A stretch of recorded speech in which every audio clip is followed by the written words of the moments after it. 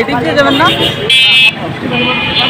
সাংঘাতিক অ্যাক্সিডেন্ট হয়েছে, আমার বরের অ্যাক্সিডেন্ট হয়েছে। তো আমি বুঝি যার অ্যাক্সিডেন্ট হয় তার কত কষ্ট।